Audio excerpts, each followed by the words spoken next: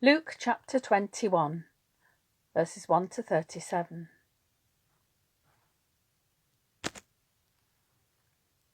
He looked up and saw rich people putting their gifts into the treasury. He also saw a poor widow put in 2 small copper coins. He said, "Truly I tell you, this poor widow has put in more than all of them, for all of them have contributed out of their abundance. But she, out of her poverty, has put in all she had to live on." When some were speaking about the temple and how it was adorned with beautiful stones and gifts dedicated to God, he said, "As for these things that you see, the days will come when not one stone will be left upon another. All will be thrown down." They asked him, "Teacher, when will this be, and what will be the sign that this is all about to take place?" And he said, "Beware that you are not led astray, for many will come in my name and say, 'I am he,' and 'The time is near.' Do not go after them. When you hear of wars and insurrections, do not be terrified, for these things must take place first. But the end will not follow immediately." Then he said to them, "Nation will rise against nation, and kingdom against kingdom. There will be great earthquakes, and in various places famines and plagues, and there will be great portents and great signs from heaven. But before all this occurs, they will arrest you and persecute you. They will hand you over to synagogues and prisons, and you will be brought before kings and governors because of my name. This will give you an opportunity to testify. So make up your minds not to prepare your defense in advance. For I will give you words and a wisdom that none of your opponents will be able to withstand or contradict.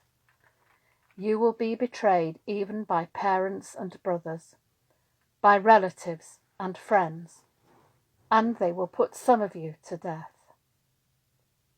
You will be hated by all because of my name, but not a hair of your head will perish.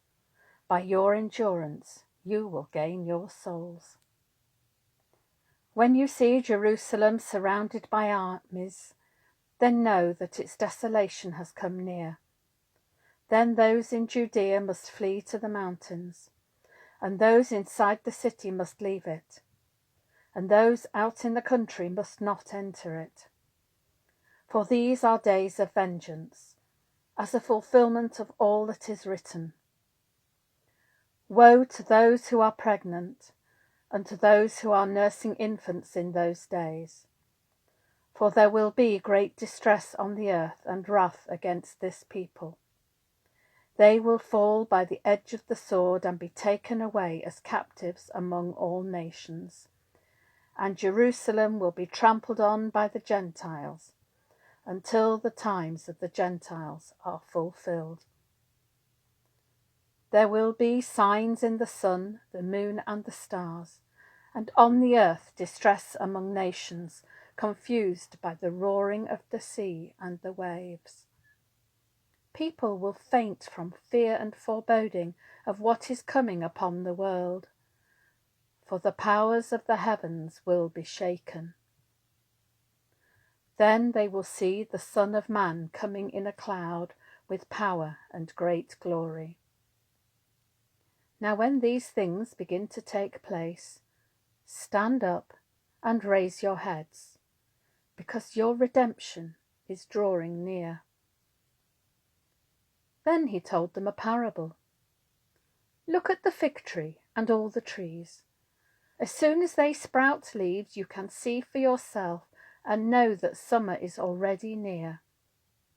So also, when you see these things taking place, you know that the kingdom of God is near. Truly I tell you, this generation will not pass away until all things have taken place. Heaven and earth will pass away, but my words will not pass away. Be on your guard so that your hearts are not weighed down with dissipation and drunkenness and the worries of this life, and that day does not catch you unexpectedly like a trap. For it will come upon all who live on the face of the earth. Be alert at all times, praying that you may have the strength to escape all these things that will take place, and to stand before the Son of Man.